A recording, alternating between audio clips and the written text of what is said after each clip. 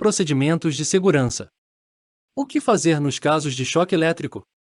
Caso você presencie um acidente com choque elétrico, você deverá afastar a vítima do contato elétrico, utilizando para isto algum material que não seja condutor de eletricidade. Caso seja um fio, afaste da pessoa com um instrumento de material não condutor que esteja seco, a madeira, plástico, pano grosso, borracha, com exceção de materiais de metal. Procure locomover a vítima também com algum desses instrumentos, uma vez que ela estará energizada e poderá assim transmitir o choque a você. Procure pela chave seccionadora, para que assim possa desligar o circuito. Aguarde uns segundos e inicie os procedimentos de socorro, já tendo acionado um serviço especializado antes. Observe os sinais e, se a vítima estiver inconsciente, sem pulso ou respiração, aplique as técnicas de ressuscitação com massagem cardíaca e respiração artificial. Deve-se desapertar as roupas e ficar atento aos sinais vitais, ainda que a vítima tenha recuperado a pulsação e a respiração. Em casos de choques, essas variações de quadro são comuns, e pode ser necessária nova intervenção de reanimação. Primeiros socorros para choque elétrico. Saber o que fazer em caso de choque elétrico é muito importante, pois, além de ajudar a evitar consequências para a vítima, como queimaduras graves ou parada cardíaca, também ajuda a proteger a pessoa que faz o salvamento contra os perigos da energia elétrica. Nestes casos, os primeiros socorros são: corte ou desligue a fonte de energia, mas não toque na vítima. Afaste a pessoa da fonte elétrica que estava provocando o choque, usando materiais não condutores e secos como a madeira, o plástico, panos grossos ou borracha. Chame uma ambulância, ligando para o 192. Observe se a pessoa está consciente e respirando. Se estiver consciente, acalme a vítima até a chegada da equipe médica. Se estiver inconsciente, mas respirando, deite-a de lado, colocando o item em posição lateral de segurança. Se estiver inconsciente e não respirando, inicie a massagem cardíaca. Continue fazendo o passo anterior até a chegada da ajuda médica. As chances de salvamento da vítima eletrocutada diminuem com o tempo, e a partir do 4 graus minuto de ter recebido o choque elétrico as chances de sobrevivência são inferiores a 50%. Dessa forma, estes primeiros socorros devem ser iniciados o mais rapidamente possível, especialmente o primeiro passo, para evitar que a corrente elétrica faça muitos danos no organismo e resulte em complicações graves. Principais complicações do choque elétrico. Além do risco imediato de morte, quando a corrente é muito alta, o choque elétrico pode afetar o corpo de outras formas, como queimaduras. A maior parte dos acidentes com choque elétrico provocam apenas pequenas queimaduras na pele do local do choque, porém, quando a tensão é muito grande, o excesso de eletricidade pode afetar os órgãos internos. Quando a eletricidade consegue chegar até aos órgãos internos, pode provocar graves problemas no seu funcionamento e, por isso, a pessoa pode necessitar fazer tratamento para insuficiência renal, cardíaca ou de outro órgão afetado, por exemplo. 7.3.2 Problemas cardíacos. Quando uma pequena corrente elétrica atravessa o peito e consegue chegar até ao coração, pode provocar uma fibrilação ventricular, que é um tipo de arritmia cardíaca que deve ser tratada no hospital para evitar colocar em risco a vida da vítima. Já quando a corrente elétrica é muito elevada, como no caso de choques em postes de alta tensão, a corrente é tão elevada que interfere com a atividade elétrica do coração e para o músculo, provocando uma parada cardíaca que pode resultar em morte. Lesões neurológicas.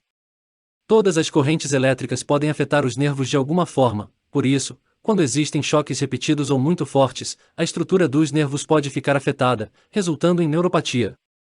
A neuropatia pode provocar sintomas como dor ou dormência nas pernas e braços, dificuldade para mexer os músculos ou tonturas frequentes, por exemplo. Anexo I. Resumo NR10. Objetivo e campo de aplicação.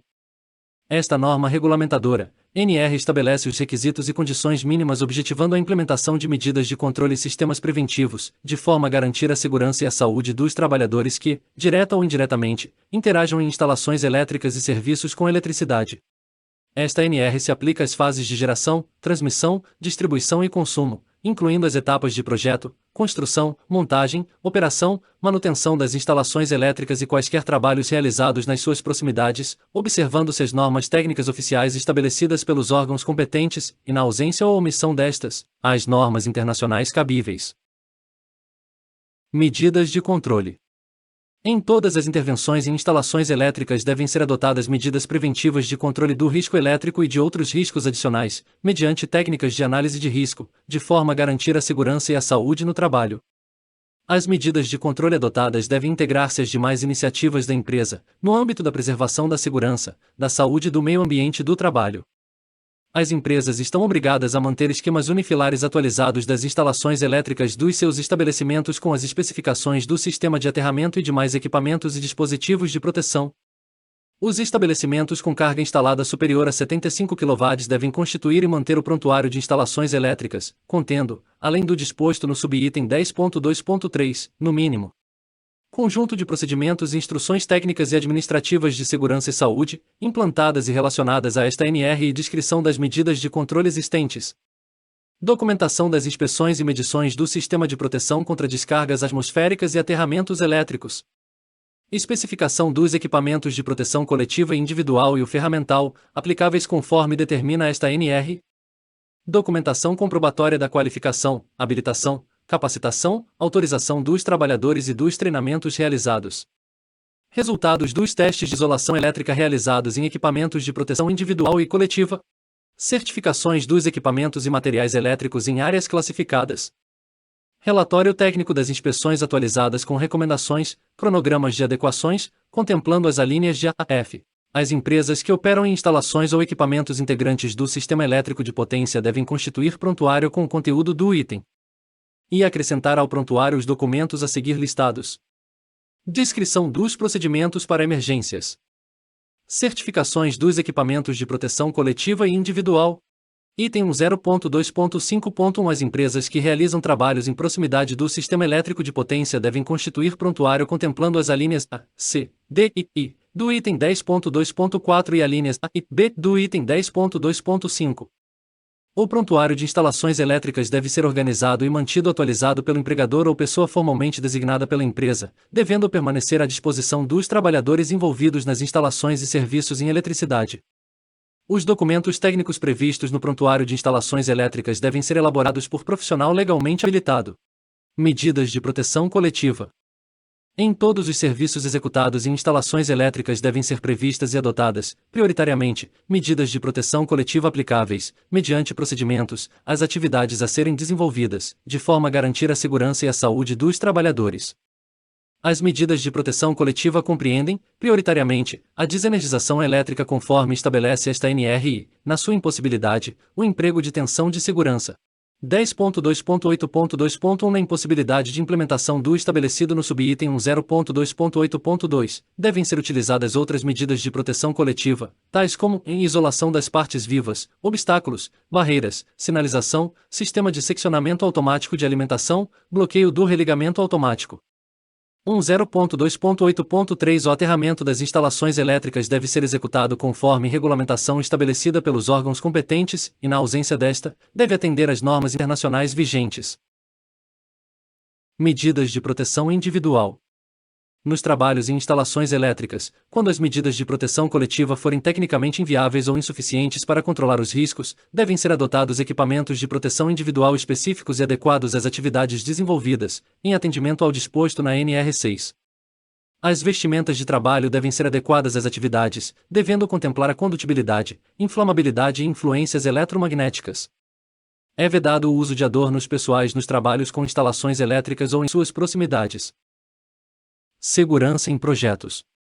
É obrigatório que os projetos de instalações elétricas especifiquem dispositivos de desligamento de circuitos que possuam recursos para impedimento de reenergização, para sinalização de advertência com indicação da condição operativa. O projeto elétrico, na medida do possível, deve prever a instalação de dispositivo de seccionamento de ação simultânea, que permita a aplicação de impedimento de reenergização do circuito. O projeto de instalações elétricas deve considerar o espaço seguro, quanto ao dimensionamento e à localização de seus componentes e as influências externas, quando da operação e da realização de serviços de construção e manutenção. 0.3.3.1 Os circuitos elétricos com finalidades diferentes, tais como incomunicação, sinalização, controle e tração elétrica devem ser identificados e instalados separadamente, salvo quando o desenvolvimento tecnológico permitir compartilhamento, respeitadas as definições de projetos.